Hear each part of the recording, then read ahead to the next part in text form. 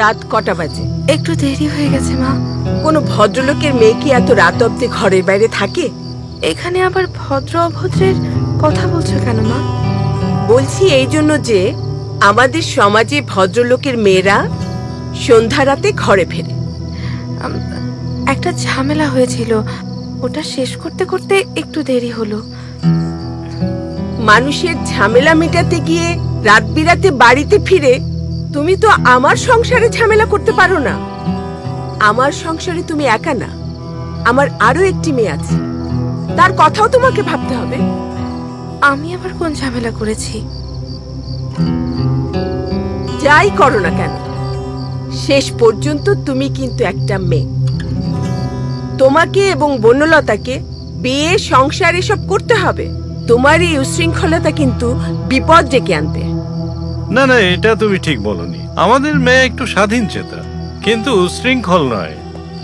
তাহলে এবার সেটাও বানাও, বাকি রেখেছো কেন? যত সব।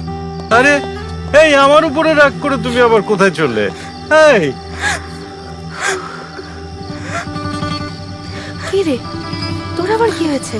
তুই এমন করছিস কেন? আমার কান্না আটকে গেছে।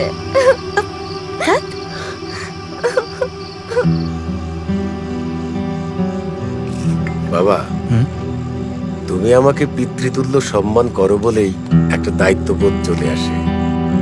সেই দায়িত্ব থেকেই আমি তোমাকে দুটো কথা বলতে চাই। জি বলুন।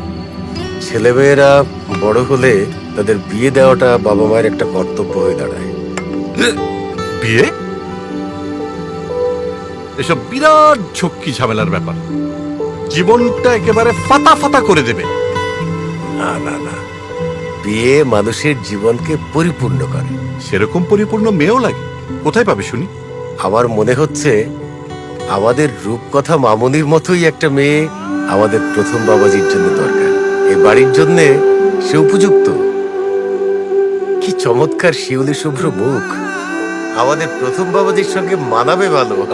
ও, ওই রূপ কথা খারাপ না, যদিও অসম্ভব চঞ্চল এবং ডানপিটে স্বভাবের একজন সংগঠক, কিন্তু এই বাড়িতে এসে তো আর নেতৃত্ব দেবে না। তাহলে বাবাজি, বিষয়টা নিয়ে একটু কথা বলা দরকার।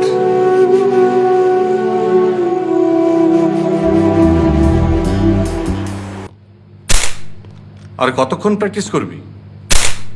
তোর নিশানা তো মিস হয় না, একেবারে পাকা শিকারি। এত প্র্যাকটিস করার কি আছে? চর্চা না থাকলে শখের করা তো লোহালোক করে পরিণত হয়। এটা কি শুধু এসব বন্দুক আর করাতের ক্ষেত্রেই হয়?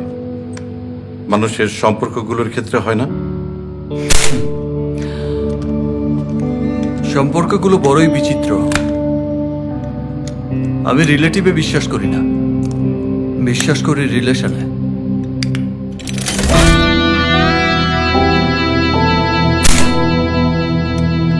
এর জন্যই আজকাল তোর রিলেশনের প্রতি কোনো খেয়াল নেই। এটাকে অবহেলাও বলা যায়।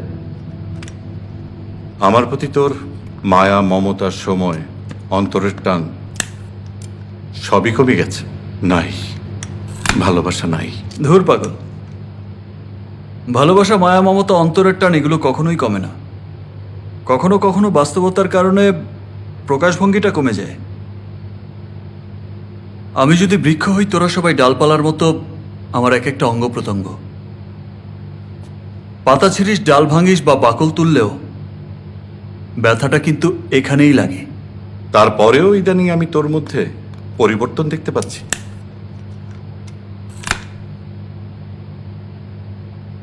পরিবর্তন তো অবশ্যই হয়েছে, বিশাল পরিবর্তন। আমার জীবন ছিল হাসি, সুখ, স্মৃতি বিবর্জিত চলমান কিছু চিত্রের সমাহার। আর এখন আমার জীবনে সুখের হাসি যুক্ত হয়েছে। বিন্দু বিন্দু করে বিশাল এক সুখ স্মৃতির সাগর তৈরি করছি।